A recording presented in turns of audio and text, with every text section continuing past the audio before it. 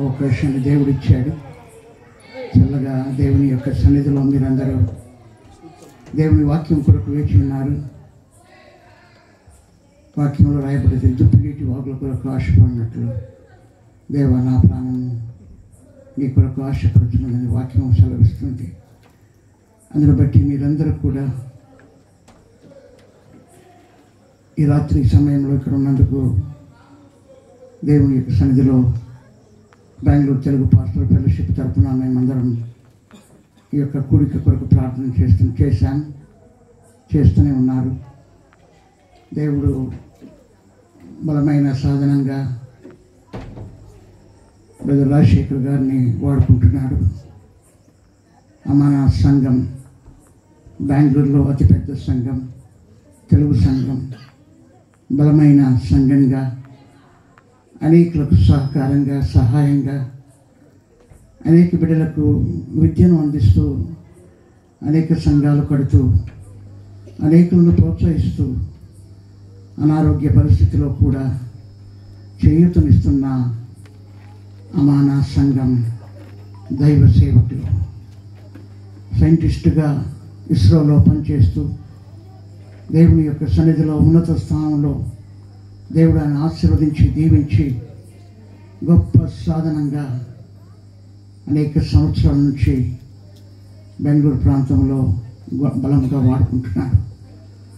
దేవుడు వారితో కలిసి మీ మధ్యకు రావడం కూడా దేవుని యొక్క సన్నిధిలో దేవుని యొక్క ఉచితమైన కృప, దేవుడిచ్చిన అవకాశం. ప్రత్యేకంగా మమ్మల్ని ఆహ్వానించిన పాస్టర్ కాలేబ్ గారికి, వారి సతీమణికి, సంఘానికి, స్థానిక పాస్టర్లకు ఒక్కొక్కరికి హృదయపూర్వక వందనాలు నేను చెల్లిస్తుంటున్నాను. జాషువా గారు మమ్మలను ఈ మధ్యాహ్నకాల సమయంలో చేర్చుకొని వారి ఆతిథ్యం ఇచ్చి ప్రేమించి వారి యొక్క గృహంలో స్థలం ఇచ్చారు. వారిని బట్టి వారి పరిచయాన్ని బట్టి కూడా మేము ప్రార్థన చేస్తున్నాం. తలలో ఉంచుకున్నట్లయితే కానుకల నిమిత్తము వాక్యం నిమిత్తం ప్రార్థన చేసుకున్నాం. కృప కలిగిన తండ్రి, మీకు స్తోత్రాలయ వందనాలు. ఈ రాత్రి సమయంలో తండ్రి మమ్మల్ని అందరినీ ఇక్కడ తీసుకుని వచ్చారు తండ్రి. మీకు వందనాలు, స్తోత్రాలు. మీ దాసుని నిలబడుతుంటుండగా తండ్రి మీ బలమైన సాధనంగా నోటికి మీరు తోడయండి. ఏ వ్యక్తికి ఏ అవసరం ఉన్నదో, ఎవరికైతే తండ్రి రక్షణ లేని వారు ఉన్నారు, రక్షింపబడి ఉజ్జీవింపలేని స్థితిలో ఉన్నారు, రక్షణ పొంది కొనసాగించలేని స్థితిలో ఉన్నారు, ఫలించలేని క్రీస్తుకు సాక్షిగా లేని వారు ఉన్నారు. మీ యొక్క దాసుని ద్వారా తండ్రి మాతో మాట్లాడండి తండ్రి. అవును ప్రభు, మీలో శక్తి ఉన్నది, మీ వాక్యం బలమైనదే తండ్రి. మీ యొక్క దాసుని ద్వారా మాతో మాట్లాడండి. మీకు వందనాలు, స్తోత్రాలు. ఈ క్రైస్ట్ సెంటర్ని మీరు దీవించి ఆశీర్వదించండి. మీ దాసులు ప్రయాసపడుతుండగా ఈ 2వ సంవత్సరము తండ్రి అధికమైన దీవెనలు, మునుపటి కంటే అధికమైన దీవెనలు ఈ సంఘానికి, సంఘ కాపరికి, బిడ్డలకు మీరు దయచేయండి. మీకు వందనాలు, స్తోత్రాలు. సేవార్థమై ఎత్తిన ఈ కానుకల ప్రభు మీరు విస్తరించి ఫలింపచేయండి. మీ సన్నిధిలో తండ్రి సేవకులకై వాడబడటకు సహాయం చేయండి. ఇచ్చటలో తండ్రి మేమందరం ముందుగా ఉండడానికి, మీ దీవెనల ఆశీర్వాదాలు పొందడానికి గుప్పిలు విప్పించిన ప్రతి బిడ్డను తండ్రి దీవించి ఆశీర్వదించండి. మీకే వందనాలు, స్తోత్రాలు. యేసు క్రీస్తు నామంలో ప్రార్థించి అడిగి వేడుకుంటున్నాను తండ్రి. ఆమేన్, ఆమేన్. సమయం ఇచ్చిన కాలేబ్ గారికి వందనాలు. Thank you sir. ఈ శ్రేష్టమైన సమయంలో గ్రీటింగ్స్ అందించి ప్రార్థించిన దైవ సేవకులు ప్రత్యేకమైన వందనాలు. ప్రియులారా, ఈ క్రైస్ట్ సెంటర్ యొక్క 2వ వార్షికోత్సవం ఈ విధంగా జరగడానికి ప్రభు కృప చూపించాడు. వెనక అనేక మంది యవ్వన బిడ్డలు నిలబడి ఉన్నారు. దయచేసి మీ కొరకు కుర్చీలు ఉన్నాయి. గొప్ప దైవ సేవకులు, గొప్ప వర్తమానం దేవుడు మన ప్రాంతానికి తీసుకొచ్చాడు. దేవుని స్తోత్రం కలుగును గాక. హల్లెలూయా. మరి ఈ 3 దినాలు ఎవరిని పిలవాలా ఏంటని ప్రార్థన చేస్తున్నప్పుడు మన మధ్యలో దైవ సేవకులు మనల్ని ప్రభువులకు నడిపించి మనల్ని ఆయా సందర్భాలలో ప్రోత్సహిస్తున్నటువంటి దైవ సేవకులు మన మధ్యలో ఉన్న గరికపాటి జాషువా గారు, మరి అయ్య గారును, అలాగనే మనల్ని అనేకమైన సార్లు దేవుని వాక్యం ద్వారా ప్రోత్సహిస్తూ బలపరుస్తూ ప్రభు యొక్క రాకడ కొరకు సిద్ధపరుస్తున్న రెవరెండ్ డాక్టర్ జిఐజే గారు మనం ఏర్పాటు చేయడం జరిగింది. మరి ఈ చివరి రోజు ఎవరిని అని చెప్పి ప్రార్థన చేస్తున్నప్పుడు బెంగళూరు ప్రాంతంలో గొప్ప దైవ సేవకులు డాక్టర్ ఐజాక్ గారు ఉన్నారు. మరి వారికి కొన్ని మాసాల నుండి నాకు పరిచయం, ఫోన్ చేస్తూ ఉంటారు, నాతో మాట్లాడుతూ ఉంటారు. ఎలా పరిచయం ఏం చేస్తున్నారు ఈ విధంగా అంటే నేను చెప్పాను, అయ్యగారు ఈ విధంగా మీటింగ్స్ ఉన్నాయి, ప్రార్థన చేయండి అంటే బెంగళూరు ప్రాంతంలో మంచి సేవకులు ఉన్నారండి, మీకు పరిచయం చేస్తాను, వారు మీ ప్రాంతానికి వచ్చి అద్భుతమైన దేవుని వాక్యం అందిస్తారని చెప్పారు. అయ్యగారు ఎవరు ఏంటని అన్నప్పుడు మన అయ్యగారు రాజశేఖర్ అయ్యగారు పేరుని రెఫర్ చేశారు. అందరూ చప్పట్లు కొట్టి ప్రభునామం మహిమపడదాం. గొప్ప దైవ సేవకులు బెంగళూరు ప్రాంతంలో ఆమెను చర్చిలో దేవుడి యొక్క సేవను జరిగిస్తూ ప్రపంచవ్యాప్తంగా గొప్పగా వాడబడుతున్న దైవ సేవకులు తెలియజేశారు. మరి వారితో నేను మాట్లాడినప్పుడు మనల్ని, మన ప్రాంతాన్ని, మన యొక్క జిల్లాను, మన యొక్క ప్రజలను ప్రేమించి ఈ మారుమూల ప్రాంతంలో, ఈ చివరి ప్రాంతంలో, ఈ రోడ్లు, కరెంటు, వాటర్ కూడా సరైనట్టు లేనటువంటి ఈ ప్రాంతానికి మన ఆహ్వానాన్ని ప్రేమించి మన మధ్యలోకి దేవుని వాక్యం అందించడానికి వారు ఎన్నో వందల కిలోమీటర్లు నడిచి ప్రయాణం చేసి ఈ రోజంతా మన మధ్యలోకి వచ్చి ఉన్నారు. మన ఆహ్వానాన్ని మన మధ్యకు వచ్చినందుకు ప్రత్యేకమైన వందనాలు తెలియజేస్తున్నా.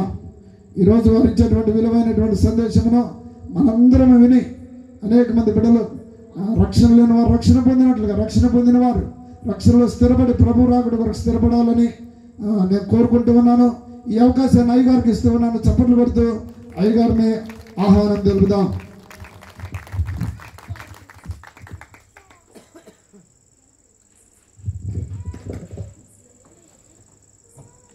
ఈ అవకాశం ఇచ్చినటువంటి నా రక్షకుడైనటువంటి యేసుక్రీస్తు ప్రభుల వారికి నేను మొట్టమొదట హృదయపూర్వక ధన్యవాదాలు తెలియజేస్తున్నాను. అలాగే మరి నన్ను ప్రేమించి ఇక్కడికి ఆహ్వానించినటువంటి దైవజనులు కాలేబ్ గారికి, సంఘానికి, మరి ముఖ్యంగా నన్ను పరిచయం చేసిన ప్రియ సోదరు డాక్టర్ ఐజాక్ గారు ఈరోజు రాలేకపోయారు, వారికి, అలాగే దైవజనులు జాషువా గారికి, ఆ వేదిక మీద ఉన్న అందరికీ, మీ అందరికీ కూడా యేసుక్రీస్తు ప్రశస్త నామంలో శుభములు తెలియజేస్తున్నాను. చాలా సంతోషం. ఈ యొక్క సంఘాన్ని స్థాపించి 2 సంవత్సరాలు సంపూర్తి చేసుకున్నారు. ఇప్పుడు 3వ సంవత్సరంలోనికి ప్రవేశించి ఉంటున్నారు. అయితే ఈ 2 సంవత్సరాలు దేవుని మందిరంలో ఎలాగ ఉన్నారు? ఒకవేళ 5 సంవత్సరాలు అయి ఉండొచ్చు, కొంతమంది బయట నుంచి వచ్చిన వాళ్ళు 10 సంవత్సరాల నుండి అయి ఉండొచ్చు. దేవుని యొక్క మందిరంలో ఎలాగా మన జీవితము ఉన్నది, ఎలాగ మన జీవితము ఉండాలి అనే విషయాన్ని మనం తెలుసుకోవాలి. సంవత్సరాలు గడుస్తూ ఉంటాయి. 2వ సంవత్సరం, 3వ సంవత్సరం, 10వ సంవత్సరం వెళుతూనే ఉంటుంది. కానీ దేవుడు ఒక ప్రణాళిక చేత, దేవుడు ఒక ఉద్దేశము చేత ఈ యొక్క సంఘములో మిమ్మలను ఏర్పాటు చేశాడు. కాబట్టి ఆ యొక్క ఉద్దేశాన్ని మనము గ్రహించవలసిన వారు అంటున్నాం. ఏదో ఆదివారం వచ్చి వెళ్ళిపోవటం కాదు, కానీ God has a plan and purpose in ప్రతి ఒక్కరి జీవితంలో దేవుడు ప్రణాళికను కలిగి ఉన్నాడు. చాలా మంది రకరకాల ఉద్దేశాలతో దేవుని మందిరానికి వస్తారు. కొంతమంది సెక్రటరీగా ఉండాలని వస్తారు, కొంతమంది ప్రెసిడెంట్గా ఉండాలని వస్తారు, కొంతమంది ట్రెజరర్గా ఉండాలని వస్తారు, కొంతమంది పాస్టర్ గారితో కాంపిటీషన్ చేయాలని వస్తారు. ఈ విధముగా వేరే వేరే ఉద్దేశాలతో అనేక మంది మరి దేవుని యొక్క మందిరంలో ఉంటూ ఉన్నారు. అందుకనే మనం చూస్తున్నాం అనేక సంఘాల్లో గొడవలు, అనేక సంఘాల్లో పోట్లాట్లు, అనేక సంఘాల్లో ఈవెన్ ఎలక్షన్స్ కూడా జరుగుతాయి. ఎంతో దౌర్భాగ్యం. దేవుని మందిరానికి ఎందుకు నీవు వస్తున్నావు అనేది చాలా ప్రాముఖ్యమైనటువంటి ఉద్దేశం. భక్తుడైనటువంటి దావీదుని మనం అడిగినట్లయితే 52వ కీర్తన 8వ వచనంలో మనం చూసినట్లయితే, ఎవరు ఏమైనప్పటికీ నేనైతే దేవుని మందిరములో పచ్చని ఒలీవ చెట్టు వలె ఉన్నాను. హల్లెలూయా. దావీదు మహారాజు, ఆయన ఎంతో ధైర్యవంతుడు, ఎన్నో యుద్ధాలు జయించిన వాడు, ఎంతో పరాక్రమం కలిగినటువంటి వాడు. ఆయన కింద అనేక మంది రాజులు, రాజ్యాలు ఉంటూ ఉన్నాయి. ఆయన మహారాజు అయినప్పటికీ దేవుని యొక్క మందిరములో నేను పచ్చని ఒలీవ చెట్టు వలె ఉన్నాను అంటాడు. ఎంత అద్భుతమైనటువంటి అదేంటి రాజా, నీవు దేవుని మందిరంలో కూడా రాజుగా ఉండాలి కదా, దేవుని మందిరంలో కూడా నీకు ఒక ప్రత్యేకమైన సింహాసనం ఇవ్వాలి కదా అని మనం అన్నప్పుడు, నిజమే, నేను రాజునే, నేను మహారాజునే, అయితే దేవుని మందిరంలో పచ్చని ఒలీవ చెట్టు వలె ఉన్నాను. ప్రియమైనటువంటి దేవుని బిడ్డలారా, ఈరోజు దేవుని మందిరంలో 2 సంవత్సరాలు గడిచింది, లేదా 5 సంవత్సరాలు గడిచింది, లేదా 10 సంవత్సరాలు గడిచింది. కానీ దేవుని యొక్క బిడ్డలమైనటువంటి మనము దేవుని మందిరంలో ఎలాగ ఉన్నాము అనేది మన పరిశీలన చేసుకోవాల్సిన వారమై ఉంటూ ఉన్నాం. చాలా సంఘాల్లో మనం చూస్తున్నాం, ఇలాంటి పోస్టుల కొరకు, పొజిషన్ల కొరకు వస్తూ ఉంటారు. మా బావగారు ఒక ఆయన, ఒక చర్చికి ఆయన ప్రెసిడెంట్. ఆయన పని ఏంటంటే ప్రతి ఆదివారం డ్యూటీ వేయాలి, రోస్టర్ వేస్తాడు. ఏమిటి అంటే ఈరోజు రాజశేఖర్ చిల్లర లెక్క పెట్టాలి, తర్వాత ఇమాన్యుల్ గారు 500 లెక్క పెట్టాలి, తర్వాత చిట్టిబాబు బ్రదరు 1000 రూపాయలు లెక్క పెట్టాలి అని ఆయన ప్రతి ఆదివారం రోస్టర్ వేస్తాడంట. తర్వాత ఒకసారి ఏమైందంటే ఆయనకి సమయం లేక ఏమన్నాడంటే, లాస్ట్ వీక్ వాళ్ళే మీరు కంటిన్యూ చేయండి అన్నాడంట. అంటే లాస్ట్ వీక్ చిల్లర లెక్క పెట్టిన వాళ్ళు ఈ వారం కూడా చిల్లర లెక్క పెట్టాలి. లాస్ట్ వీక్ 100 రూపాయలు లెక్క పెట్టిన వాళ్ళు ఈ వారం కూడా 100 రూపాయలు లెక్క పెట్టాలి. ఈ విధంగా సేమ్ కంటిన్యూ అవ్వండి అంటే ఆయన మీదకి లేచిపోయారంట, గొడవ చేశారంట. నేను ఆశ్చర్యపోయాను, ఏముందంటే దానిలో అంటే ఆయన అంటాడు, ఆయన ఎప్పుడు 1000 రూపాయలు, ఎప్పుడు ఆయన ఒక్కడే నొక్కేయాల 1000 రూపాయలు అంటున్నాడు. మేమేమో చిల్లర, ఆయనేమో. ఎంత భయంకరమైనటువంటి పరిస్థితి. ప్రియమైనటువంటి దేవుని బిడ్డలారా, ఎందుకు దేవుని మందిరానికి నీవు వస్తున్నావు? ఏదో ఒక ఆశామాషగా కాదు.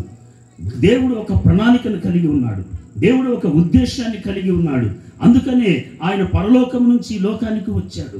నిన్ను నన్ను విడిపించి, నిన్ను నన్ను రక్షించి, ఆయన ప్రశస్త రక్తము చేత శుద్ధీకరించి, ఆయన కొరకు సాక్షిగా నీవు నేను జీవించాలని ఆయన యొక్క సంఘము, ఈ లోకములో ఆయనకి సంబంధించినది ఏమైనా ఉన్నది అంటే అది స్వరక్తం ఇచ్చి సంపాదించిన దేవుని యొక్క సంఘము.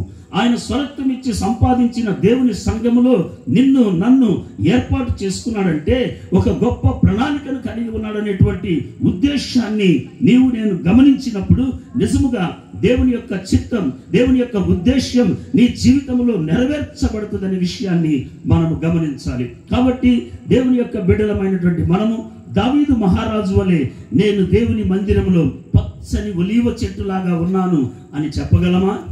ఈ సాయంకాల సమయమున ఈ యొక్క భాగాన్ని మనం ఆలోచించినప్పుడు దావీదు మహారాజు ఒక చెట్టుతో తను తాను పోల్చుకుంటున్నట్లుగా మనం చూస్తున్నాం.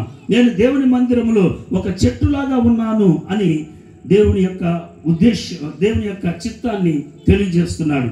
పరిశుద్ధ గ్రంథంలో మనం చూసినట్లయితే మానవులను చెట్టుతో పోల్చినటువంటి అనేక ఉదాహరణలు మనం చూస్తూ ఉన్నాం.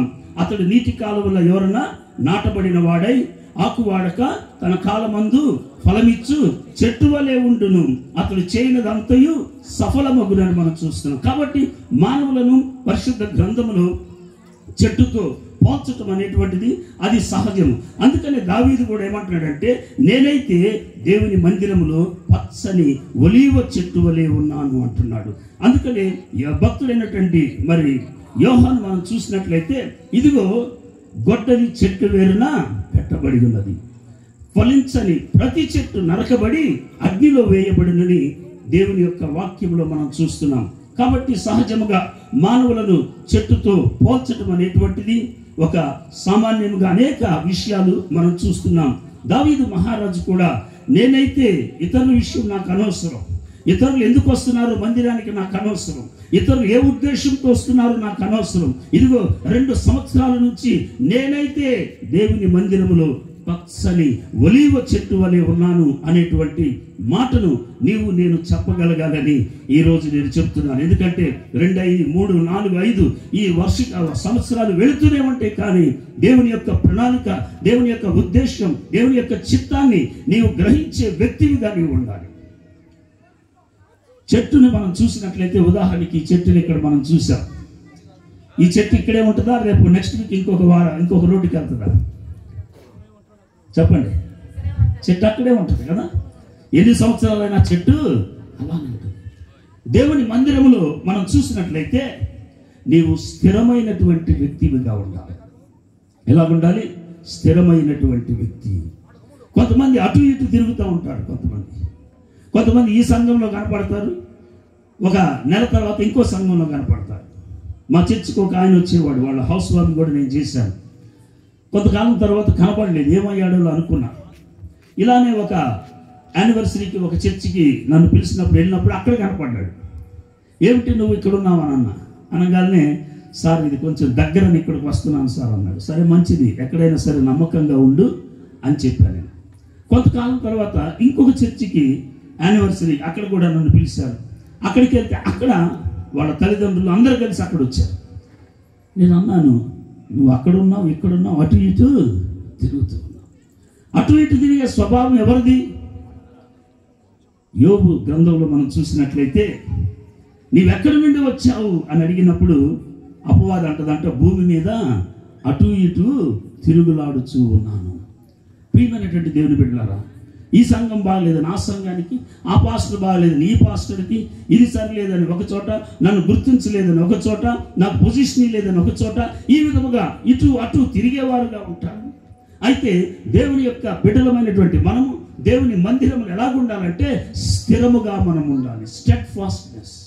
ఈ స్థిరత్వము కనుక నీకు లేకపోయినట్లయితే, అస్థిరతను నీవు కలిగి ఉన్నావు అంటే నీవు దేవుని సంబంధివి కాదు. నీవు దేవునికి మందిరానికి వస్తున్నావే కానీ, దేవుని సన్నిధిలో పాటలు పాడుతున్నావే కానీ, దేవుని పనిలో పాల్గొంటూ ఉన్నావే కానీ, ఈ యొక్క జీవితంలో ఈ అస్థిరత ఉండటానికి వీలు లేదనే విషయాన్ని మనం గమనించాలి. దావీదు మహారాజు యొక్క జీవితంలో నేను దేవుని మందిరములో స్థిరమైనటువంటి చెట్టుగా నేను ఉన్నాను. కారణం, తన జీవితంలో ఎన్నో పోరాటాలు, తన జీవితంలో ఎన్నో సమస్యలు, తన జీవితంలో ఎవ్వరూ వెళ్ళలేనటువంటి భయంకరమైనటువంటి పరిస్థితులు. ఈ రోజుల్లో కూడా సాతానుడు అనేక విధాలుగా యేసు క్రీస్తు యొక్క విశ్వాసం నుంచి నిన్ను కదిలించాలని, యేసు క్రీస్తు యొక్క విశ్వాసంలో అస్థిరము కావాలని, అవిశ్వాసానికి గురవ్వాలని సాతానుడు గర్జించు సింహం వలె వాడు వెతుకుతూ ఉన్నాడు, మృంగటానికి ప్రయత్నిస్తున్నాడు.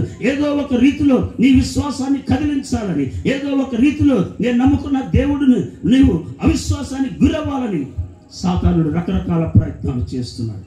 ప్రియమైనటువంటి దేవుని బిడ్డలారా, నీ జీవితంలో ఈ యొక్క స్థిరత్వము కనుక లేకపోయినట్లయితే నీవు కూడా గాలికి కొట్టుకొని పోయే వ్యక్తివిగా నీవు ఉంటావు. నీవు కూడా ఇటు అటు తిరిగే వ్యక్తివిగా నీవు ఉంటావు. అనేక పరిస్థితులు వచ్చినప్పటికీ యేసు నేను నమ్మిన దేవుడు నన్ను విడిచిపెట్టడనే ధైర్యముతో, విశ్వాసముతో దేవుడు నిన్ను ఎన్నిక చేసుకున్న సంఘములో నీవు స్థిరముగా నీవు ఉండాలని దేవుని యొక్క వాక్యం సెలవిస్తూ ఉన్నది. ఎఫెసీయులకు రాసిన పత్రిక మనం చూసినట్లయితే 4వ అధ్యాయం 14వ వచనం మనం చూసినట్లయితే, అందువలన మనం ఇక మీదట పసిపిల్లలమై ఉండి మనుష్యుల మాయోపాయముల చేత వంచనతోను తప్పు మార్గమునకు లాగు కుయుక్తితోను గాలికి కొట్టుకొని పోవునట్లు కల్పింపబడిన ప్రతి ఉపదేశమునకు అటు ఇటు కొట్టుకొని పోవచ్చు అలల చేత ఎగురబడినట్లు వారమై మనము ఉండటానికి వీలు లేదు అని ఇక్కడ చూస్తున్నాం. ప్రేమ కలిగి సత్యముతో క్రీస్తు వలె అన్ని విషయాల్లో మనము ఎదగాలని భక్తుడైన పౌలు ఎఫెసీ సంఘానికి రాస్తున్నాడు. ఈనాడు ఇటువంటి మాయోపాయములు, ఇటువంటి కుయుక్తులు, ఇటువంటి వంచనలు, ఈ విధంగా తప్పుడు మార్గం ఏదో ఒక రీతిలో నిన్ను విశ్వాసము నుంచి కదిలించాలని సాతానుడు రకరకాల ప్రయత్నాలు చేస్తూ ఉన్నాడు. కారణం, దేవుని వాక్యం మీద పట్టు నీకు లేదు. కారణం, దేవుని వాక్యాన్ని ధ్యానించే అనుభవం నీకు లేదు. కారణం, బైబిల్ స్టడీలో నీవు పాల్గొనే అనుభవం నీకు లేదు. కనుకనే నిన్ను కదిలించాలని సాతానుడు ప్రయత్నం చేస్తూ ఉన్నాడు. అనేక రకరకాల మోసాలు, మాయలు జరుగుతూ ఉన్నాయి. వాటన్నిటికి ఎంతో మంది వంచిస్తున్నారు. అందుకని భక్తుడైన పౌలు అంటాడు, సాతాను తంత్రములను మేము ఎరగని వారము కాము. We know the schemes of Satan. ఏ విధముగా సాతానుడు నిన్ను అస్థిరుడిని చేయాలను, ఏ విధముగా నీవు కలిగి ఉన్న విశ్వాసాన్ని కదిలించాలను, ఏదో ఒక రీతిలో నీ జీవితంలో కష్టము, దుఃఖము, బాధ, వ్యాధి, సమస్య ఇటువంటి పరిస్థితులను తీసుకొని వచ్చి నీ యొక్క విశ్వాసాన్ని కదిలించడానికి సాతానుడు రకరకాల ప్రయత్నాలు చేస్తున్నాడు. ఎవరైనా ఒకవేళ యేసు ప్రభు నమ్ముకుంటే మీకేం కష్టాలు రావంటే నమ్మబాకండి, అది తప్పుడు బోధ. యేసు ప్రభు అంటున్నాడు, ఈ లోకములో మీకు శ్రమ కలుగును, అయినను ధైర్యము తెచ్చుకొనుడి, నేను ఈ లోకాన్ని జయించాను అంటున్నాడు. You will have tribulations in this world, take heed, I have overcome this world అంటున్నాడు. కాబట్టి ఈ శ్రమలు, ఈ పరిస్థితులు, ఈ జరుగుతున్నటువంటి విషయాలు మనందరం ఆలోచించినప్పుడు యేసు క్రీస్తు యొక్క విశ్వాసం నుండి నీవు కదిలించబడటానికి వీలులే. నీవు నేను నమ్మిన దేవుడు ఆయన సర్వశక్తిమంతుడైన దేవుడు. నిన్ను నన్ను ఏ పరిస్థితి నుండైనా విడిపించగలిగిన సమర్థుడు ఆయన. ఆయన అంటున్నాడు, నాకు అసాధ్యమైనది ఏదైనా కలదా అంటున్నాడు. అందుకని నమ్ముట నీ వలనైతే నమ్మువానికి సమస్తము సాధ్యమని దేవుని యొక్క వాక్యములో మనం చూస్తున్నాం. కాబట్టి యేసు క్రీస్తు యొక్క విశ్వాసములో నీవు స్థిరముగా నీవు ఉన్నావా?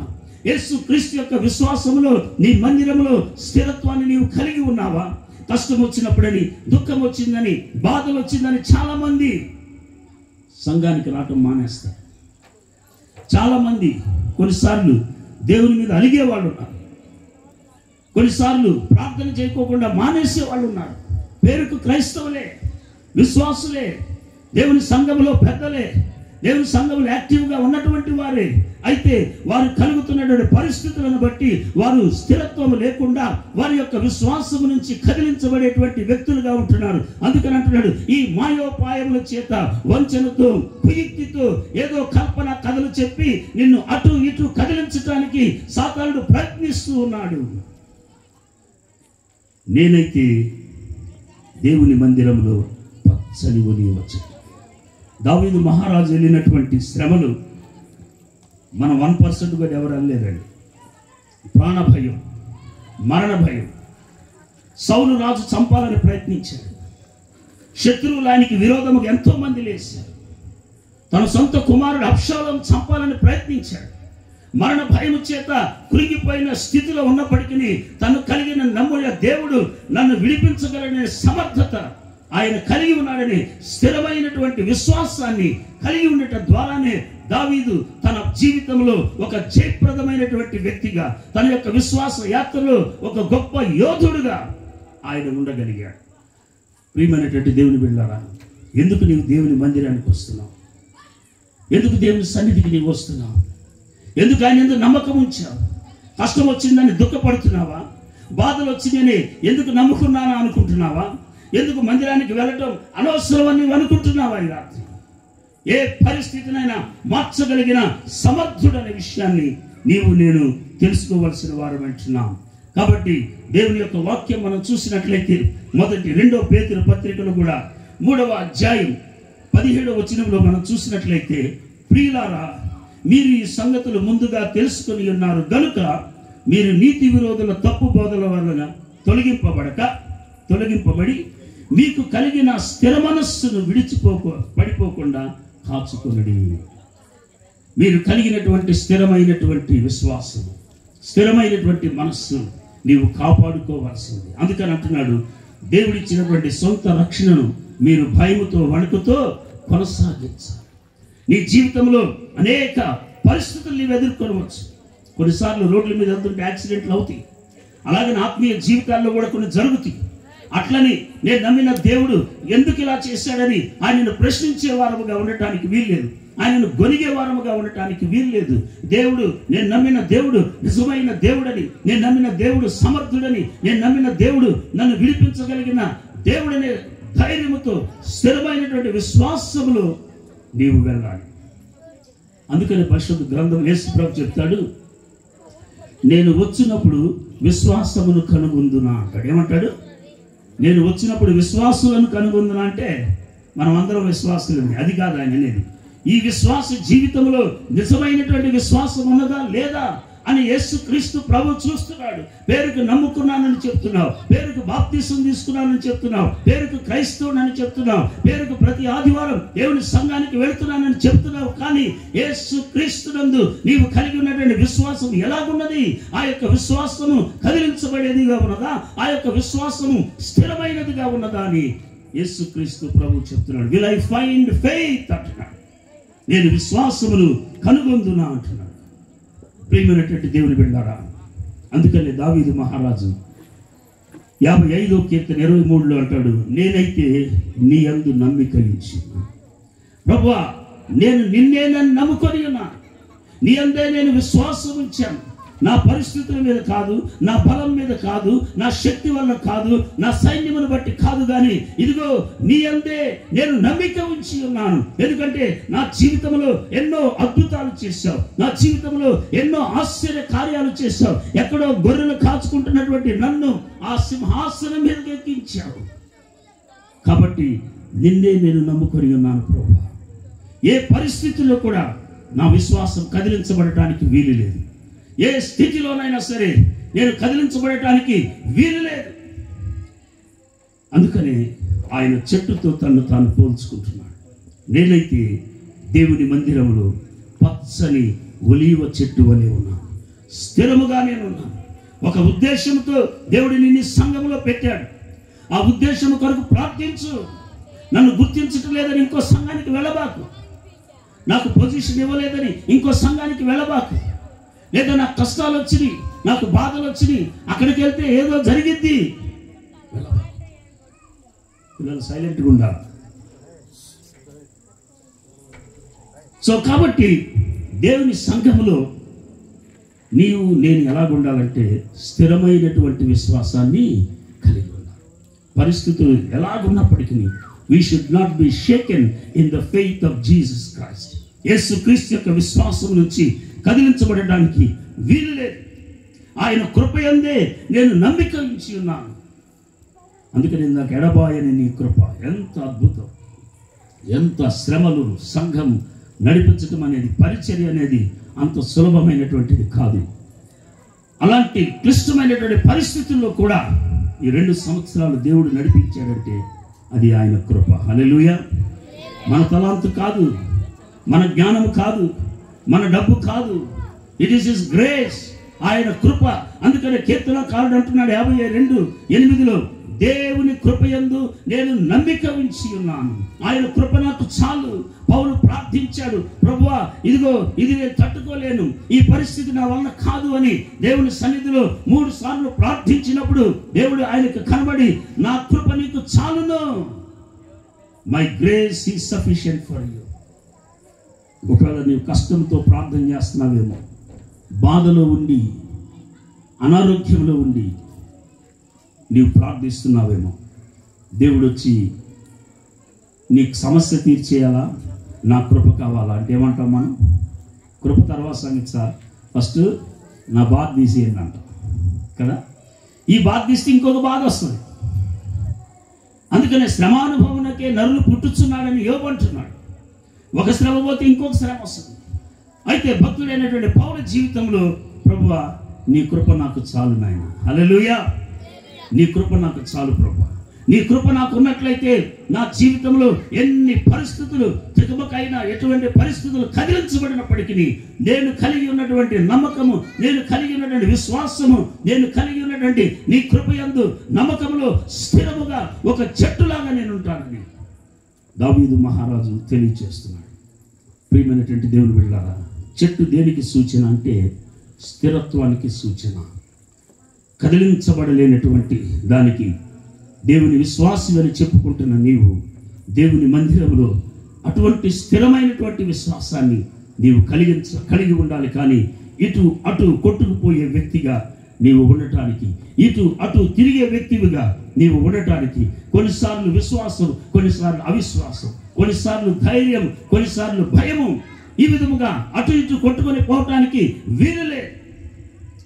ఆయన కృపయందే నేను నమ్మిక ఉంచి ఉన్నాను. రెండవది మనం చూసినట్లయితే దావీదు మహారాజు స్థిరముగా ఉండటం మాత్రమే కాదు, కానీ ఆయన అంటున్నాడు పచ్చని ఒలీవ చెట్టు. హల్లెలూయా. ఎండిపోయిన చెట్టు కాదండి. ఎండిపోయిన చెట్టు కూడా స్థిరంగానే ఉంటుంది, కానీ ఫలించదు. చాలామంది సంవత్సరాల తరబడి దేవుని మందిరానికి వస్తారు, ప్రయోజనం లేదు. చాలా కాలం నుంచి దేవుని ఆరాధిస్తున్నాం అని చెప్తారు, ప్రయోజనం లేదు, నిర్జీవముగా ఉంటున్నారు. అయితే దేవుని మందిరంలో ఎలా ఉండాలంటే పచ్చగా ఉండాలి. జీవము కలిగినటువంటి పచ్చదనము దేనికి సూచన? ఫలభరితానికి సూచన. ఫలించే వ్యక్తివిగా నీవు ఉండాలి. అందుకనే ఆదాము హవ్వలను చేసినప్పుడు దేవుడు మీరు ఫలించి అభివృద్ధి చెంది విస్తరించి భూమిని నిందించాడు. చూడండి ఎంత మంచి దేవుడు. నీవు నేను ఫలించాలని దేవుడు కోరుతున్నాడు. నీవు నేను అభివృద్ధి చెందాలని దేవుడు కోరుతున్నాడు. నిన్ను నన్ను ఎంతగా ప్రేమించాడు. పరలోకాన్ని విడిచి ఈ లోకానికి ఒక దాసునిగా ఆయన జన్మించాడు. నీ యొక్క శాపం, నీ యొక్క పాపం, నిత్య నరకం నుంచి నిన్ను నన్ను విమోచించటానికి ఆయన ఈ లోకములో ఒక బలి పశువుగా ఆయన వధించబడ్డాడు. ఆయన ప్రేమను సిలువలో కనపరిచాడు. ఆయన కారణం ఏంటంటే నీవు నేను ఫలించాలి, నీవు నేను అభివృద్ధి చెందాలి. మనం చూసిన వారు ఇదిగో వీరు నమ్మిన దేవుడు నిజమైన దేవుడని ఆయనను మహిమపరిచే జీవితాన్ని నీవు కలిగి జీవిస్తూ ఉన్నావా? ఏదో నామకే వాస్తుగా, ఏదో నామకార్థంగా దేవుని మందిరానికి వచ్చి నీవు వెళుతూ ఉన్నావా? దావీదు అంటున్నాడు, నేనైతే పచ్చని ఒలీవ చెట్టు వలె ఉన్నాను. అందుకని అంటున్నాడు, ఫలించని ప్రతి చెట్టు నరకబడి అగ్నిలో వేయబడి. ప్రభువా, నీ నామములు అద్భుతాలు చేశాం, నీ నామములు ఆశ్చర్య కార్యాలు చేశాం. దేవుడు అంటాడు, అక్రమం చేయువారులారా మీరెవరో నాకు తెలియదు. ప్రియమైనటువంటి దేవుని బిడ్డలారా, విశ్వాసములో నీవు కదిలించబడుకోకుండా ఉండాలి. రెండవది, దేవుని కొరకు నీవు ఫలించే వ్యక్తివిగా నీవు ఉండాలి. నిన్ను నమ్ముకున్నప్పుడు, నీ యేసు నమ్ముకున్నప్పుడు నీ ద్వారా అనేకులు యేసు యొద్దకు రాగలగాలి. అందుకని ఒక ఆమె ఏమంటుందంటే, సువార్త అనేటువంటిది అంటువ్యాధి లాంటిది అంట. సువార్త ఏంటి? అంటువ్యాధి. ఒకళ్ళకి అంటుకుంటే, కరోనా సంగతి తెలుసు కదా, మర్చిపోయారు కరోనా, మళ్ళీ అంటున్నారు ఈ మధ్య. ఒకరికి వస్తే నిజముగా సువార్త నిన్ను అంటుకున్నదంటే ఇంకొకరికి అంటించేయాలి నువ్వు సువార్తను. నిజముగా యేసు ప్రభు నా రక్షకుడని, నా ప్రభు అని, నా కొరకు ప్రాణం పెట్టి తిరిగి లేచిన దేవుడు, నన్ను ప్రేమించిన దేవుడు, కృపా కనికరములు కలిగిన దేవుడు, నా జీవితంలో అద్భుతములు చేసిన దేవుడు, నెమ్మదిని, శాంతిని, సమాధానాన్ని అనుగ్రహించిన మహా గొప్ప దేవుడని సత్యాన్ని ఎరిగినటువంటి నీవు ఆ సువార్తను ఇతరులకు అందించే వ్యక్తిగా, అదే ఫలభరితమైన జీవితం. దేవుని దగ్గర నిలబడినప్పుడు నువ్వెంత డబ్బులు ఇచ్చావని అడగడు దేవుడు, నువ్వెంత సంపాదించావని అడగడు. ఎంతమందికి సువార్తను చెప్పావు, ఎంతమందిని నా వైపు నీవు నడిపించావు. నీ కొరకు నేను శ్రమ పడ్డాను, నీ కొరకు నేను అవమానపడ్డాను, నీ కొరకు నేను సిలువలో బలి పశువుగా వధించబడ్డాను. ఈ సత్యాన్ని ఎరిగినటువంటి నీవు ఇతరులకు ఎంతమందికి నువ్వు చెప్పావు సువార్తను?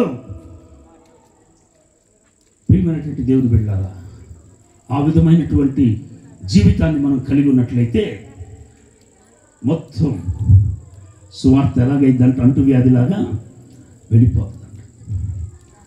అటువంటి ఫలభరితమైనటువంటి జీవితాన్ని మనము కలిగి జీవించాలి. ఆ విధముగా ఫలించాలి అంటే యోహాను రాసిన సువార్త 15వ అధ్యాయం 5వ వచనంలో యేసు ప్రభు చెప్తున్నాడు, ద్రాక్షవల్లిని నేను, తీగెలు మీరు.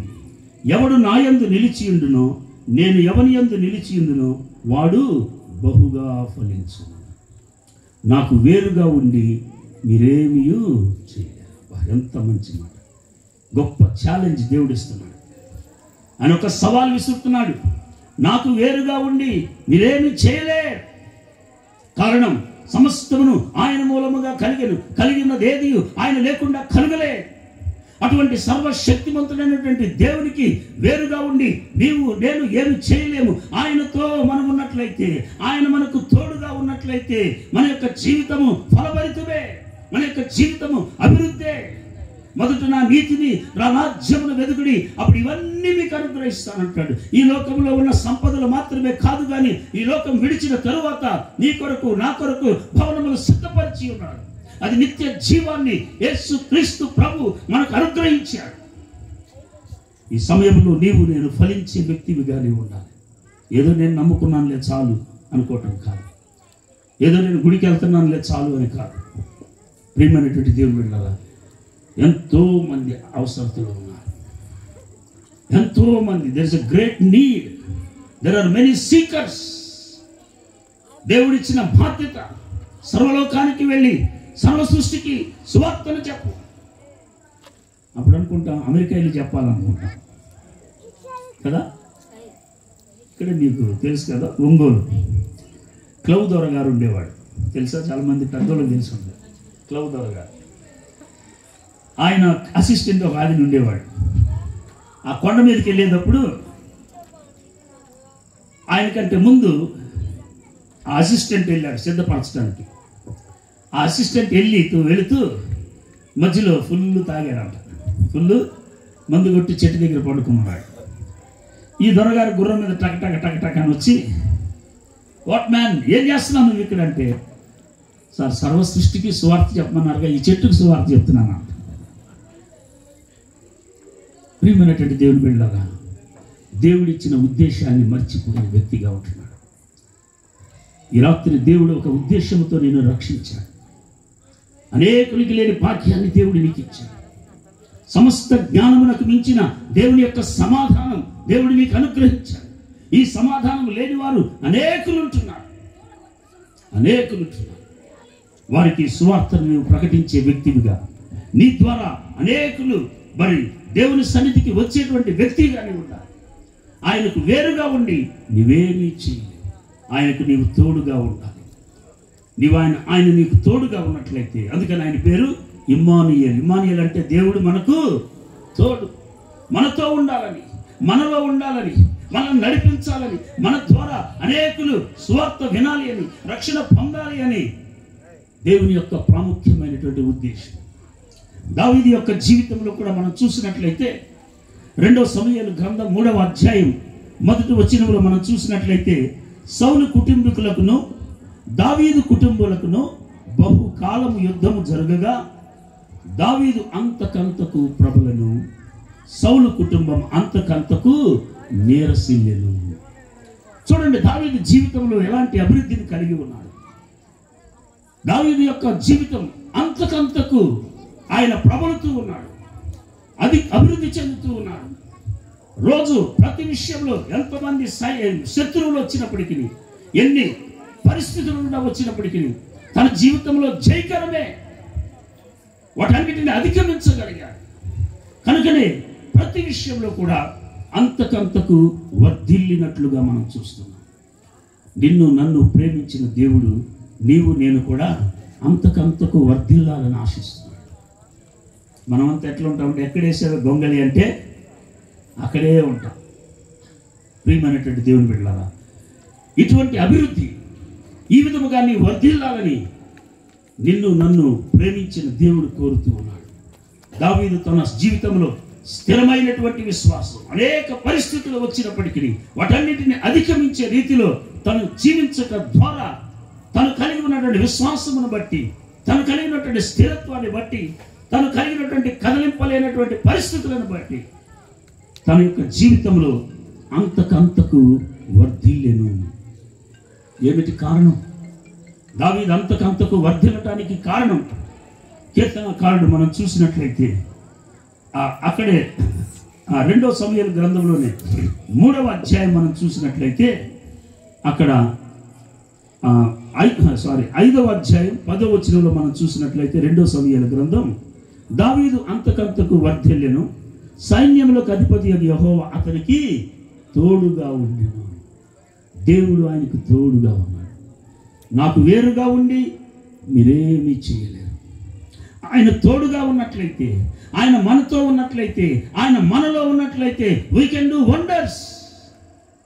అద్భుతాలు, ఆశ్చర్యకార్యాలు చేయగలిగిన దేవుడు మనకు తోడుగా ఉండటానికి ఆయన ఇష్టపడుతూ ఉన్నాడు. కనుకనే ఆయన పరలోకం నుంచి ఈ లోకానికి వచ్చాడు. అనేక మంది ఆ దేవుని యొద్దకు వెళ్ళాలని రకరకాల ప్రయత్నాలు చేస్తున్నారు, కానీ ఎవరు ఆయనను సమీపింపరాని తేజస్సులో ఎవరు వెళ్ళలేకపోతున్నారు. కనుకనే ఆయనే ఈ లోకానికి దిగి వచ్చాడు, నీతో ఉండటానికి, నాతో ఉండటానికి. ఆయన ఇమ్మానుయేలు దేవుడిగా ఉన్నాడు.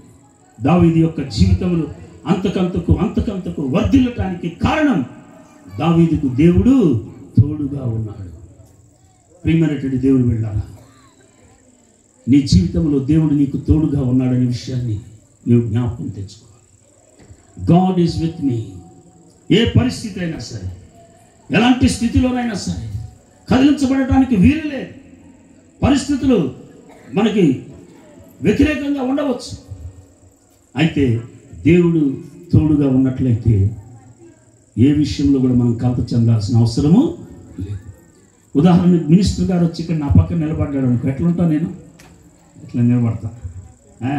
మినిస్టర్ గారు నా పక్కన ఉన్నారండి, ప్రైమ్ మినిస్టర్ గారు నా పక్కన ఉన్నారంటే ఇంకెట్లా ఉంటా? పట్టుకోగలమా? భూమి ఆకాశములను సృజించిన దేవుడు నీకు తోడుగా ఉంటే ఎలా ఉండాలి? మనం అసాధ్యమైనవి సాధ్యపరచగలిగిన దేవుడు నీకు నాకు తోడుగా ఉన్నాడు అంటే ఎలా ఉండాలి మన జీవితం?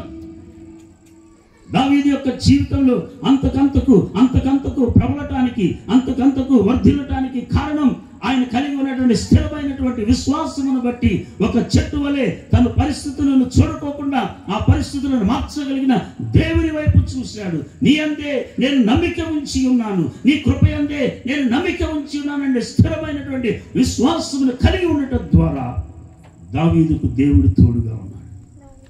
ఈరోజు నీ జీవితంలో కూడా దేవుడు తోడుగా ఉన్నట్లయితే నీ జీవితం ఫలభరితం, నీ జీవితం అద్భుతం, నీ జీవితం ఆశ్చర్యం.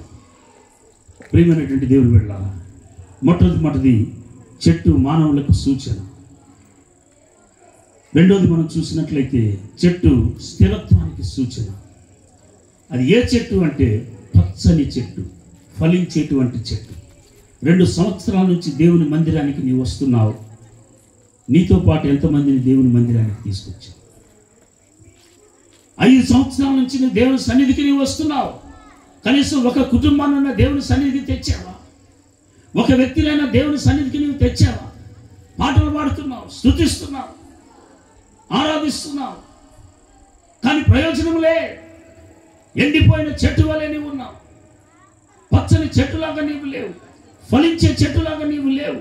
ఇతరులను దేవుని సన్నిధికి నడిపించే వ్యక్తివిగా, దేవుని స్వార్థకు నడిపించే వ్యక్తివిగా, దేవుని మందిరానికి నడిపించే వ్యక్తివిగా నీ జీవితం లేదు అంటే నీవు పచ్చని చెట్టు కాదు, కానీ నీవు చెట్టువే. ఎండిపోయిన చెట్టు, నిర్జీవమైన చెట్టు, సజీవముగా లేనటువంటి చెట్టు. ఎంతకాలం ఇలాంటి జీవితాన్ని మనం జీవిస్తాం? ఎంతకాలం బ్రతుకుట క్రీస్తు కొరకే, చావైతే లాభం అంటున్నాడు. ప్రియమైనటువంటి దేవుని బిడ్డలారా, అటువంటి జీవితాన్ని కలిగి జీవించాలి. ప్రభువా, ఈ లోపు విడిచేలోపు ఇదిగో నీ సన్నిధికి నేను కొంతమందిని తీసుకురావాలి ప్రభువా. ఆశ కలిగి నీవు ఉన్నట్లయితే ఆశ కలిగిన ప్రాణాన్ని దేవుడు తృప్తిపరిచే దేవుడు. పాస్టర్ గారు ఉద్యోగం, పాస్టర్ గారి పని అనుకోబాకండి. ప్రతి విశ్వాసి చేయవలసినటువంటి, ప్రతి విశ్వాసి పచ్చని చెట్టు వలె, ఫలించేటువంటి చెట్టు వలె ఇతరులను దేవుని వైపు ఆకర్షించే వ్యక్తిగా నీ జీవితం ఉన్నట్లయితే నిజముగా నీవు ఫలించేటువంటి జీవము కలిగినటువంటి పచ్చని చెట్టు అనే విషయాన్ని మనం జ్ఞాపకం తెచ్చుకోవాలి. నేనైతే దేవుని మందిరంలో పచ్చని ఒలీవ చెట్టు వలె ఉన్నాను. మూడోది మనం చూసినట్లయితే ఒలీవ చెట్టు. ఈ ఒలీవ చెట్టు దేనికి సూచన అని మనం ఆలోచించినట్లయితే న్యాయాధిపతుల గ్రంథంలో ఒక చక్కటి ఉపమానం మనం చూస్తున్నాం. ఈ చెట్లన్నీ వెళ్ళి మరి మాకు రాజుగా ఉండమని చెప్పి అడుగుతాయి. 9వ అధ్యాయం 8వ వచనం న్యాయాధిపతుల గ్రంథం జడ్జెస్ మనం చూసినట్లయితే చెట్లు తమ మీద రాజును ఒకరిని అభిషేకించుకొనవని నేను మనస్సు కలిగి బయలుదేరి 9వ వచనంలో మమ్మను ఏలుమని ఒలీవ చెట్టును అడగగా. మన దగ్గరికి ఎవరైనా వచ్చి నువ్వు మాకు బాస్గా ఉండు, లీడర్గా ఉంటే ఎట్లుంటుంది? ఇదే అవకాశం. ఈ చెట్లన్నీ వెళ్ళి నీ ఒలివ చెట్టు దగ్గరికి, ఈ ఒలివ చెట్టు దగ్గరికి వెళ్ళి నీవు మాకు రాజుగా ఉండు, నీవు మమ్మల్ని ఏలు, మేము నీవు చెప్పినట్లు లోబడి ఉంటాం అని ఈ ఒలివ చెట్టు దగ్గరికి వెళ్ళి అడిగినప్పుడు ఆ ఒలివ చెట్టు ఏమంటుందంటే, ఒలివ చెట్టు దేవునిని మానవులను దేని వల్ల నరులు సన్మానించుదురో ఆ నా తైలము ఇయ్యక చెట్ల మీద రాజులై ఉండి ఇటు అటు ఊగుటకు నేను వచ్చేదనా అని వాటితో అనెను. ఒలీవ చెట్టు యొక్క ప్రాముఖ్యమైనటువంటి ఉద్దేశం తనిచ్చేటువంటి తైలము ద్వారా దేవుడు మానవులు అందరికీ ఉపయోగకరంగా, అందరికీ ఆశీర్వాదకరంగా నేను ఉంటున్నాను. నేను ఇచ్చేటువంటి తైలము ద్వారా దేవునిని మానవులను దేని వలన నరులు సన్మానించుదురో ఆ నా తైలమును నేను ఇయ్యక అటు ఇటు ఊగుదునా అంటుంది. ప్రియమైనటువంటి దేవుని వెళ్ళారా, ఎంత తగ్గింపును మనం చూస్తూ ఉన్నాం. అదే ఎవరైనా వచ్చి మనల్ని అడిగితే ఎంత ఎగిరి గంతేస్తాం. ప్రియమైనటువంటి వాళ్ళరా, ఒలీవ చెట్టు మరి దేవునిని సంతోషపరిచేదిగా, ఒలీవ చెట్టు మనుషులను సంతోషపరిచేదిగా, ఒలీవ చెట్టు యొక్క తైలం దేవునిని మానవులను సన్మానించేదిగా ఉంటుంది. దేవుని యొక్క బిడ్డవైనటువంటి నీవు దేవునికి ఉపయోగకరముగా, ఇతరులకు ఉపయోగకరముగా నీ యొక్క జీవితం ఉండాలి. అందుకనే దేవుడు నిన్ను ఏర్పాటు చేసుకున్నాడు. దేవుడు ఆయనను మహిమపరచటానికి. అందుకని అంటున్నాడు, నన్ను ఘనపరచు వారిని నేను ఘనపరుస్తాను. The more you honour me the more will I bless you. ఆయనను ఘనపరచాలి, ఆయనను సన్మానించాలి, ఆయనను మహిమపరచాలి. తద్వారా ఇతరులకు దీవెనకరముగా, ఇతరులకు ఆశీర్వాదకరముగా నీ జీవితం ఉండాలి. నిన్ను చూసిన వారు దేవునిని మహిమపరిచే రీతిలో నీ జీవితం ఉన్నదా? నీ నడవడిక, నీ ప్రవర్తన, నీ జీవిత విధానం, నిన్ను చూస్తున్నటువంటి వారు ఓ ఇతను నమ్మిన దేవుడు నిజమైన దేవుడని ఆయనను మహిమపరిచే జీవితాన్ని నీవు కలిగి ఉన్నావా? ఈ రాత్రి నీవు దేవుని మందిరంలో 2 సంవత్సరాల నుంచి నీవు ఉంటున్నావు. ఈ 2 సంవత్సరాల్లో నీవు ఎలాగున్నావు? దేవునిని సంతోషపరిచే వ్యక్తివిగా ఉన్నావా?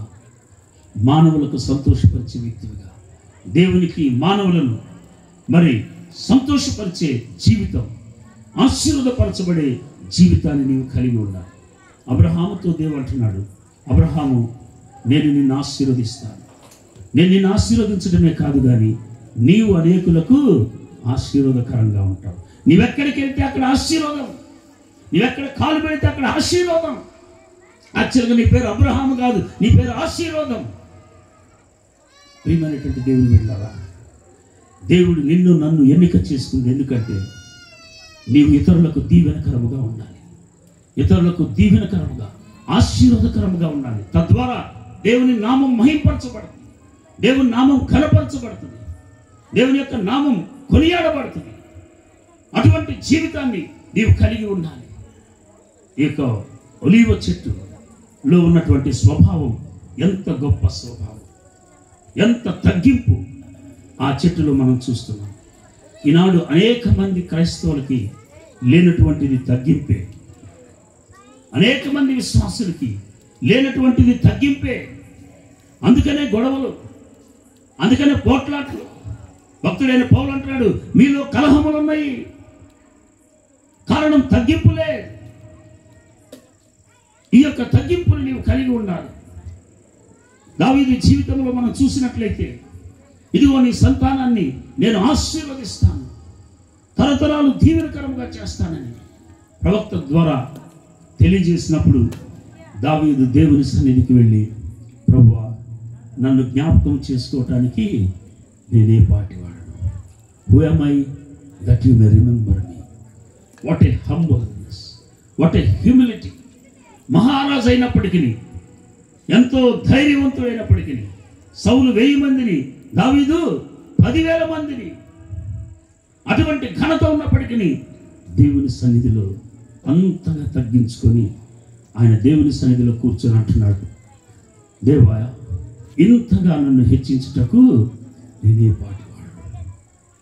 ఎంతగా మనము దేవుని సన్నిధిలో తగ్గించుకుంటాము అంతగా దేవుడు మనల్ని హెచ్చిస్తాడు. హల్లెలూయా. ఎంతగా దేవుని సన్నిధిలో నిన్ను నీవు తగ్గించుకుంటావు అంతగా దేవుడు నిన్ను హెచ్చిస్తాడు. ఒకసారి ఆర్ఆర్కే మూర్తి గారి దగ్గరికి ఒక ఆయన వచ్చి, సార్ మీ బైబిల్లో తంతానం ఉంది సార్ అన్నాడు. ఏమనుంది? బైబిల్లో తంతానం ఉందని. ఎక్కడుందా అంటే, తను తాను తగ్గించుకున్నవాడు హెచ్చింపబడు అని తంతానం అంటున్నాడు. ఎంతగా మనం తగ్గించుకుంటే దేవుడు మనల్ని అంతగా హెచ్చిస్తాడు. మహారాజు అయినటువంటి దావీదు దేవుని మందిరంలో ఎలాగున్నాడంటే పచ్చని ఒలీవ చెట్టు వలె ఉన్నాడు. మహారాజు అయినటువంటి దావీదు అనేకమైనటువంటి క్లిష్టమైన పరిస్థితులు ఉన్న వెళ్ళినప్పటికీ తను కలిగి ఉన్న విశ్వాసములు స్థిరముగా ఉన్నాడు. దావీదు మహారాజు తను దేవుడు అతనికి తోడుగా ఉండటం ద్వారా అంతకంతకు వర్ధిల్లినట్లుగా మనం చూస్తున్నాం. నీ కుటుంబంలో ఈ వర్ధిల్లత ఉన్నదా? నీ జీవితంలో ఈ యొక్క అభివృద్ధి నీకు ఉన్నదా? ప్రియమైనటువంటి దేవుని బిడ్డలారా, దావీదు మహారాజు తన జీవితంలో తను తాను ఎంతగానో తగ్గించుకున్నాడు. దేవుని మందిరంలో అటువంటి జీవితాన్ని నీవు కలిగి ఉన్నట్లయితే, దేవుని మందిరంలో నిన్ను నీవు తగ్గించుకున్నట్లయితే దేవుడు నిన్ను హెచ్చిస్తాడు. దేవుడు నిన్ను హెచ్చిస్తే ఎవరు కూడా కిందకి లాగలేరు. నిన్ను నన్ను హెచ్చించాలని, నిన్ను నన్ను ఆశీర్వదించాలని, నీవు నేను ఇతరులకు ఆశీర్వదకరముగా దీవెనకరముగా ఉండాలని పరలోకము నుంచి ఈ లోకానికి దేవుడు దిగి వచ్చాడు. నిన్ను నన్ను విమోచించాడు, నిన్ను నన్ను విడిపించాడు, తన ఆత్మను మనకు అనుగ్రహించాడు. ఎల్లప్పుడూ మనతో ఉండటానికి, మనల్ని జయకరమైన జీవితంలో ముందుకు కొనసాగటానికి. ఈ లోకంలో మీకు శ్రమ కలుగును, ఆయనను ధైర్యం తెచ్చుకుని నేను ఈ లోకాన్ని జయించానని. నీకు విశ్వాసం ఉన్నది కానీ ధైర్యం లేదు. విశ్వాసం చెప్పుకుంటున్నావు కానీ కష్టం వచ్చినప్పుడు కదిలించబడుతున్నావు, బాధ వచ్చినప్పుడు కదిలించబడుతున్నావు, తట్టుకోలేని పరిస్థితి వచ్చినప్పుడు నీవు కదిలించబడుతూ ఉన్నావు, ధైర్యాన్ని కోల్పోతూ ఉన్నావు. దేవుడు అంటున్నాడు, శ్రమ వస్తుంది, కష్టాలు వస్తాయి, బాధలు వస్తాయి, ఇబ్బందులు వస్తాయి, ప్రతి పరిస్థితులు అన్నీ వస్తాయి. కానీ నీకు కావలసింది విశ్వాసముతో పాటు ధైర్యం. నీకెప్పుడు ధైర్యం వస్తుందంటే దేవుడు నాకు తోడుగా ఉన్నాడని గుర్తుంచుకున్నావు. The greater and mighty God. అందుకనే మీలో ఉన్నవాడు ఈ లోకంలో ఉన్నవానికంటే గొప్పవాడు కనుక మీరు ఈ లోకాన్ని జయించారని మనం చూస్తున్నాం. The greater and mighty God lives in me. దేవుడు నాకు తోడుగా ఉన్నాడనే సత్యాన్ని మనం గుర్తిరిగినప్పుడు ఎలాంటి పరిస్థితి వచ్చినప్పటికీ మనం కలత చెందాల్సిన అవసరం లేదు. ఆ విషయం మర్చిపోవడం ద్వారానే ప్రార్థన చేయటం మానేస్తాం, బైబిల్ చదవటం మానేస్తాం, దేవుని మందిరానికి రావటం మానేస్తాం. ఎందుకంటే సర్వశక్తిమంతుడైన దేవుడు నాలో ఉన్నాడనే విషయాన్ని మరిచిపోయేలాగా సాతానుడు నీ యొక్క విశ్వాసాన్ని కదిలించే వ్యక్తిగా ఈనాడు ప్రజ్వలిస్తూ ఉన్నాడు. ప్రియమైనటువంటి దేవుని బిడ్డలారా, ఈ 2 సంవత్సరాలు నువ్వు ఎలాగున్నావు నాకు తెలియదు, కానీ ఈ రోజైనా సరే, ఈ 5 సంవత్సరాలు నీవు దేవుని మందిరం ఎలాగున్నావో నాకు తెలియదు, కానీ ఈ రోజు నుంచి అయినా సరే, లేదా 10 సంవత్సరాల నుంచి నీవు దేవుని మందిరం ఎలాగున్నావో నాకు తెలియదు, కానీ ఈ రోజు నుంచి ప్రభువా దావీదు మహారాజు వలె ఇదిగో నేను పచ్చని ఒలీవ చెట్టులాగుంటాను. నా మందిరంలో ప్రభువా నేను పచ్చని ఒలీవ చెట్టులాగుంటాను. నాకు సహాయం చేయ ప్రభువా. నేను స్థిరమైన విశ్వాసాన్ని కలిగి ఉండాలి. నేను ఆశీర్వదించబడటమే కాదు, అనేకులు ఆశీర్వదించబడాలి. ప్రభువా నన్ను నేను తగ్గించుకున్నట్టు ద్వారా నా జీవితంలో దినదినము అభివృద్ధిని నేను చూడాలి. నా జీవితంలో కష్టాలే, నా జీవితంలో బాధలే, నా జీవితంలో రకరకాల పరిస్థితులే, వాటన్నింటిని అధిగమించాలి అంటే ప్రభువా నీవు నాకు తోడుగా ఉన్నావనే విషయాన్ని నేను జ్ఞాపకం తెచ్చుకుంటూ ఉంటాను. కనుక ఇదిగో ఈ రోజు నుంచి ప్రభువా నేను దేవుని మందిరములో పచ్చని ఒలీవ చెట్టు వలె ఉంటాను. ఈ రోజు నుంచి సెక్రటరీగా కాదు, ట్రెజరర్గా కాదు, ప్రెసిడెంట్గా కాదు, ప్రభువా నీ మందిరంలో నేను పచ్చని ఒలీవ చెట్టు వలె ఉంటాను. ఫలభరితమైన జీవితం నాకు కావాలి ప్రభువా. ఏ రోజు ఈ లోకాన్ని విడుస్తామో మనకు తెలియదు. ఎవరైనా చెప్పగలరా ఇంకా 10 సంవత్సరాలు ఉంటానని, ఇంకో గంట ఉంటామని కూడా ఎవరు చెప్పలేరు. ఈ లోకం విడవక ముందే దేవుని సన్నిధిలో ఒక మంచి నిర్ణయం తీసుకో. నేనైతే ఈ రోజు నుంచి దేవుని మందిరంలో పచ్చని ఒలీవ చెట్టుగా, ఏ మందిరంలో నీవున్నా సరే, ఏ సంఘములో నీవున్నా సరే, నీవున్నటువంటి మందిరములో, నీవున్నటువంటి సంఘములో దావీదు మహారాజు వలె నేనైతే పచ్చని ఒలీవ చెట్టు వలె ఉన్నానని ఒక మంచి నిర్ణయం తీసుకున్నట్లయితే మళ్ళీ 3వ సంవత్సరం యానివర్సరీకి ఇది ఇంకా డబుల్ అయిపోద్ది. హల్లెలూయా. అవుతుందా లేదా?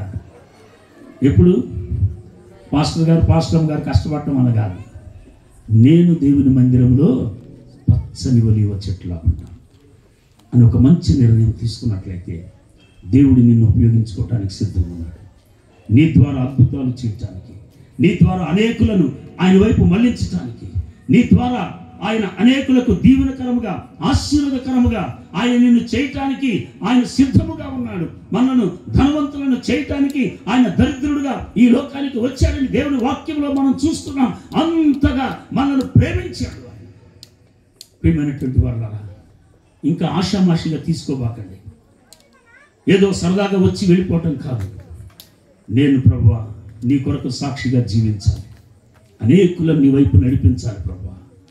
నా మందిరంలో నేను స్థిరముగా ఉండాలి, నా మందిరంలో నేను ఫలభరితముగా ఉండాలి, నా మందిరంలో నేను దీవెనకరముగా ఉండాలి, నేను ఆశీర్వాదకరముగా ఉండాలి ప్రభువా. చాలు ఈ జీవితం, దయచేసి నాకు సహాయం చేయని ఈ రాత్రి నువ్వు ప్రార్థించినట్లయితే ఈరోజే దేవుని మహిమను నీవు చూడగలవు. You will experience the grace of God in your life. You will experience the power of God in your life. The power of God will operate in your life. దేవుని యొక్క శక్తి నిన్ను బలపరుస్తుంది, దేవుని యొక్క శక్తి నిన్ను నడిపిస్తుంది. అప్పుడు 3rd year యానివర్సరీలో నువ్వు నిలబడి, ఇదిగో నేనైతే దేవుని మందిరములో పచ్చని ఒలీవ చెట్టుగా. దయచేసి కళ్ళు మూసుకుందాం. ఈరోజు దేవుడు నీతో నాతో మాట్లాడాడు. ఎలాగున్నావు దేవుని మందిరంలో? నీవు 2 సంవత్సరాలు, 5 సంవత్సరాలు, 10 సంవత్సరాలు దేవునికి ప్రయోజనము లేదు, మందిరానికి ప్రయోజనము లేదు, ప్రజలకు ప్రయోజనము లేదు. నిర్జీవమైనటువంటి చెట్టుగా నీవు ఉన్నావంతే, లేదా కదిలించబడే వ్యక్తివిగా నీవు ఉన్నావు. ఈ రాత్రి ప్రభువా ఈ జీవితం వద్దు ప్రభువా, ఇదిగో ఈ రోజు నుంచి నేను ఫలించేటువంటి వ్యక్తిగా, అభివృద్ధి చెందేటువంటి వ్యక్తిగా, జీవము కలిగినటువంటి వ్యక్తిగా, స్థిరమైనటువంటి వ్యక్తిగా నీ మందిరంలో ఒక పచ్చని ఒలీవ చెట్టు వలె నేను ఉండాలని ప్రభువా దయచేసి నాకు సహాయం చేయని ప్రార్థన చేస్తావా? ఇదిగో నా హృదయంలోనికి రా ప్రభువా. అనేక సార్లు నేను మర్చిపోయాను ప్రభువా, అనేక సార్లు మర్చిపోయాను, నన్ను క్షమించు నాయనా. దయచేసి నా హృదయంలోనికి రా అని నీవు ఈరోజు ప్రార్థించినట్లయితే ఖచ్చితంగా నీవు దేవుని మందిరంలో పచ్చని ఒలీవ చెట్టు వలె ఉంటావు. అనేకులకు దీవెనకరముగా, ఆశీర్వాదకరముగా నీవు ఉంటావు. ఈ ప్రార్థన నీవు చేసినట్లయితే దేవుడు నిన్ను, నీ కుటుంబాన్ని ఆశీర్వదిస్తాడు. నీవు దేవుని మందిరంలో ఆశీర్వాదకరముగా ఉంటావు. అనేకులకు ఆశీర్వాదకరముగా, దీవెనకరముగా నీ జీవితం ఉంటుంది. నీ మనసులో నువ్వు ప్రార్థన చేసుకో. దేవా, నేను కూడా దావీదు మహారాజు వలె పచ్చని ఒలీవ చెట్టులా ఉండాలి. దయచేసి నాకు సహాయం చేయి. ఇదిగో నా హృదయంలోనికి రాని నీవు ప్రార్థించినట్లయితే ఖచ్చితంగా దేవుని కార్యం నీవు చూడగలవు. ఇదిగో దేవా నా జీవితం, ఆపాదమస్తకం నీకంకితం. ఇదిగో దేవా నా జీవితం, ఆపాదమస్తకం నీకంకితం. శరణం నీ చరణం, శరణం నీ చరణం, శరణం నీ చరణం, శరణం నీ చరణం. ఇదిగో దేవా నా జీవితం, ఆపాదమస్తకం నీకంకితం. ఇదిగో దేవా నా జీవితం, ఆపాదమస్తకం నీకంకితం. పలుమార్లు వైదొలగినాను పరలోక దర్శనము నుండి, విలువైన నీ దివ్య పిలుపుకు నే తగినట్లు జీవింపనైతి. పలుమార్లు వైదొలగినాను పరలోక దర్శనము నుండి, విలువైన నీ దివ్య పిలుపుకు నే తగినట్లు జీవింపనైతి. అయినా నీ ప్రేమతో నన్ను దరిచేర్చినావు. అందుకే గైకొనుము దేవా ఈ నా శేష జీవితం,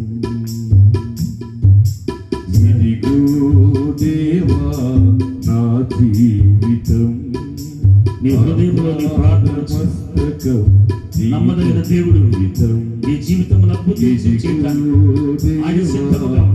నా జీవితం నిన్ను ఆశీర్వదించడానికి ఆయన సిద్ధంగా ఉన్నాడు. మస్తకం అనేకులకు దీవెనకరంగా ఆశీర్వాదకరంగా ఆయన చేయనై ఉన్నాడు. నీ పాదముల చెంత చేరి నీ చిత్తంబు నేనెరుగనేర్పు